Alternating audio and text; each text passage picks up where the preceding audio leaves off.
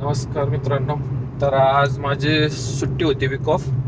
पण अशी एक राईड, मी शॉपवर बसलो होतो आमच्या घराच्या इथं. तर एक राईड होती, पुढं सामान उभे होते कपल. तर त्यांना जायचं होतं संगमवाडी पार्किंगला. तर त्यांनी ओला का उबेर बुक केली होती. तर वॅगनारवाला एक जण आला, नवीनच गाडी होती, LB सिरीजची, 1-1.5 महिना झाला असं घेऊन. तर तो आला, त्याने बघितलं की बॅग वगैरे आहे. 3 बॅग होत्या आणि एक हँड बॅग होती छोटी. तर त्याच्याकडे सीएनजी गाडी आहे, पण त्याला त्यांनी नसल बसवलं मागं ते ट्रे. तर त्याच्यामुळे ते डिक्की होती, सामान ऍडजस्ट झालं होतं. 2 जणच होते आणि पुढच्या सीटवर जर त्यांनी एक बॅग ठेवली असती आणि खाली एक बॅग ठेवली असती तर काम होत होतं.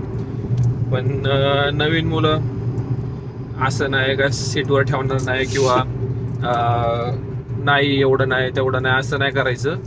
आणि त्यांनी ती घेतली नाही राईड, अक्षरशः तो निघून गेला. मला विशेष वाटलं, म्हणलं राईड पडतीये, एक्सेप्ट केली आहे, सामान बघितलं आणि त्यांनी राईड एक्सेप्ट नाही केली. नंतर त्यांनी रिक्षा आधी केली होती एक बुक, पण तो पण तसाच येतो बोलला आणि 10-15 मिनिटं झाले आला नाही. सो मी त्यांना अप्रोच केला, म्हटलं मी तुम्हाला सोडू का, माझं मी घरीच आहे आज. ठीक आहे, त्यांना म्हटलं जेवढं तुमचं फेअर झालंय रिक्षाचं तेवढं मला द्या. 300 रुपयाचं काहीतरी फेअर झालं होतं. तर त्यांनी 300 त्यांना मी सोडलं. आता आता आलोय मी संगमवाडीला आणि आता परत चाललोय घरी. तर हार्डली 13 किलोमीटर होतं, 13.3 काहीतरी, समजा 26 26.5 किलोमीटरची राईड, 300 रुपयाचा फेअर. तर आपल्याला परवडला. सो एक अशी छोटी टाइमपास म्हणून एक राईड, 1 तासाभराचं समजा काम, तासाभरात आपल्याला एक राईड होऊन गेली. आणि आता चाललोय घरी.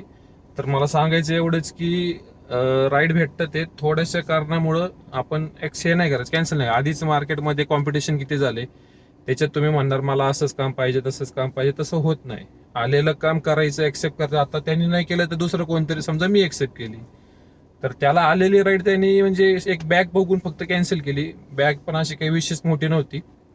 डिक्कीमध्ये माझ्या 2 बॅगा बसल्या, समोर एक बॅग आणि हँड बॅग बसली. तर त्यांनी कॅन्सल केली राईड. ठीक आहे, मी त्या वेळ बघितली आणि पटकन ऍक्सेप्ट केली.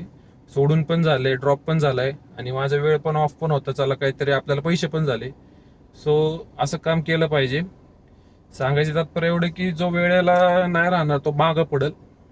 ठीक आहे, काम करायला आलेत मार्केटमध्ये तर असं नाही तसं नाही असं नाही करायचं. जे भेटतंय ते काम करून मोकळं व्हायचं पटकनी. आणि बघूया आता पुढं.